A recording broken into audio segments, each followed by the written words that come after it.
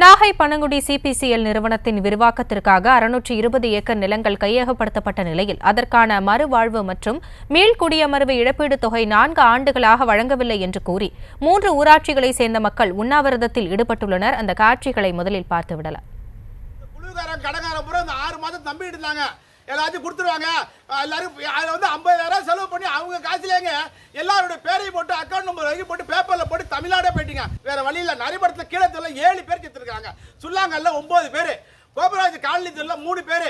இதை வந்து நான் பொய் சொல்றதா இல்லைங்க. அவங்க வருவாய்த்துறையில கலெக்டர் ஐயா கூப்பிட்டு யாரெல்லாம் உண்மையா அந்த பையன் சொல்றானே, நான் என் பேர் ராமூர்த்தி, கோபராஜ் முன்னாள் ஊராட்சி சொல்றேன், உண்மையான அந்த விவோ ஆர்ஐ கேட்டுன்னு சொல்லுங்க.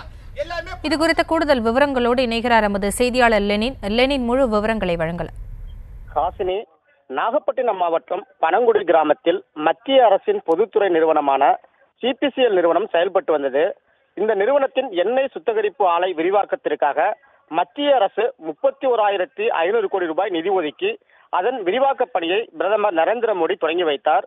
570 விவசாயிகளிடம் 620 ஏக்கர் நிலங்கள் விரிவாக்கத்திற்கு கையகப்படுத்தப்பட்டு விரிவாக்க பணிகள் நடந்து வருகிறது. கையகப்படுத்தப்பட்ட நிலங்களுக்கு இழப்பீடு வழங்கினாலும் நில உரிமையாளர்கள், சாகுபடிதாரர்கள், விவசாய கூலிகளுக்கு மறுவாழ்வு மீள் குடியமர்வு இழப்பீட்டுத் தொகை வழங்கப்படும் என அந்த நிறுவனம் அறிவித்திருந்தது. அதனைத் தொடர்ந்து இழப்பீட்டுத் தொகை வழங்க காலதாமதம் செய்த சிபிசிஎல் நிறுவனம் மற்றும் மத்திய மாநில அரசுகளை கண்டித்தும் மற்றும் வருவாய்த்துறை அதிகாரிகளை கண்டித்தும் கடந்த மே மாதம் 11 நாட்கள் பொதுமக்கள் உண்ணாவிரத போராட்டத்தில் ஈடுபட்டனர். போராட்டத்தில் ஈடுபட்ட பொதுமக்களிடம் அப்போதைய மாவட்ட ஆட்சியராக இருந்த ஜானிதாம் வர்கீஸ் ஆகஸ்ட் மாதம் 30ஆம் தேதிக்குள் மறுவாழ்வு மீள் குடியமர்வு இழப்பீட்டுத் தொகை வழங்கப்படும் என உறுதியளித்தார். ஆனால் இதுவரை வழங்காத காரணத்தால் ஆத்திரமடைந்த நரிமணம், பனங்குடி, கோபுராஜபுரம் ஆகிய 3 ஊராட்சிகளைச் சேர்ந்த பொதுமக்கள் இன்று காலை முதல் பனங்குடி கிராமத்தில் தொடர் உண்ணாவிரத போராட்டத்தை தொடங்கியுள்ளனர்.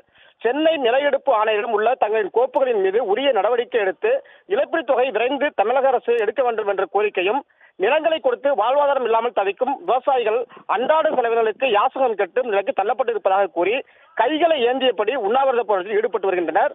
வருகின்ற 3ஆம் தேதி தமிழக முதல்வர் நாகை மாவட்டத்திற்கு வரவுள்ள நிலையில் விவசாயிகள் உண்ணாவிரத போராட்டத்தில் ஈடுபட்டுள்ள சம்பவம் பரபரப்பு ஏற்படுத்தியுள்ளது. ஹாசினி, விவரங்களுக்கு நன்றி லெனின்.